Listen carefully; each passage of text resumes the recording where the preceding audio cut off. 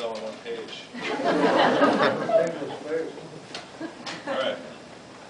I'm Paul's first cousin, once removed, which in this case is just barely enough.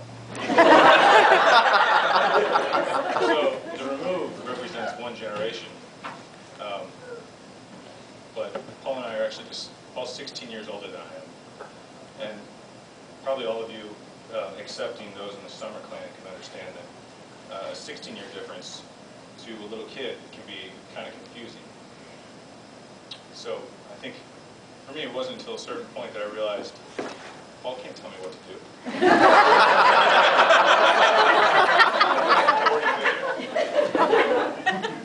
Actually, he was more like a younger, hipper, mulleted version of an uncle. I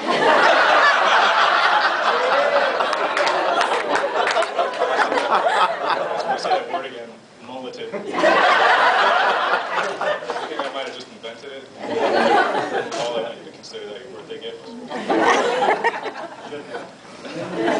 earned it.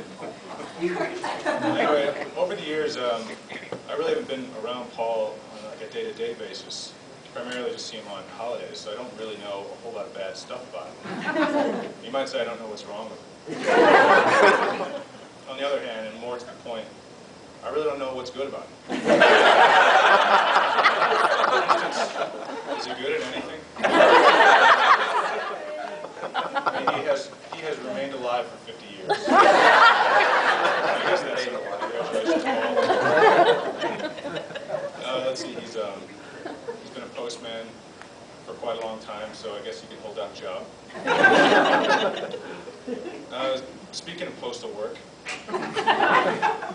actually, recently I was considering the skills required to have Paul's job. And I thought to myself, maybe I should do that instead. I'm pretty good at both of those.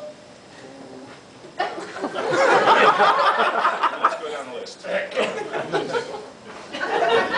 Walking and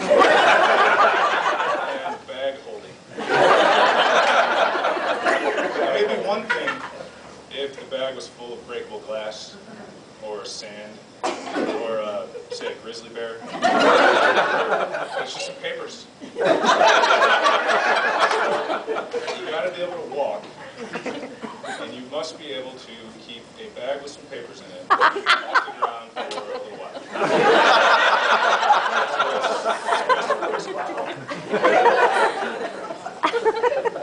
Let's see, I guess the thing is, Paul hasn't really wronged me or offended me or even gotten on my nerves that much. That much. In other words, he hasn't given me a whole lot of material to work with tonight.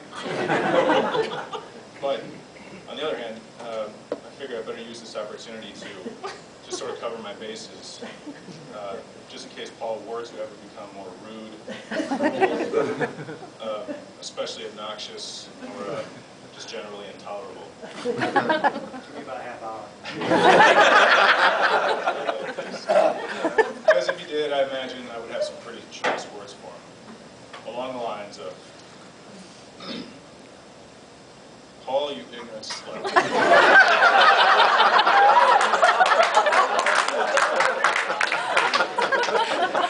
You are such an ass.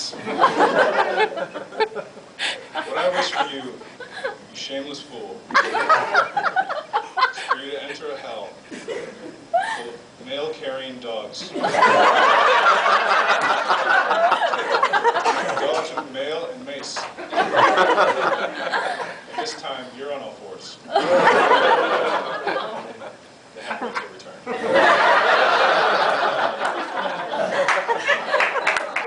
What else can I say? Paul, you're a good-for-nothing douchebag. Happy birthday. I hope it sucks.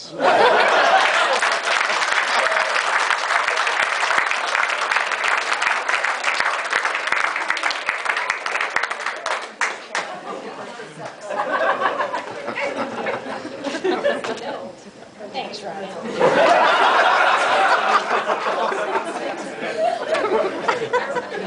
Next, we're going to hear from Paul's favorite cousin, Mike McGovern.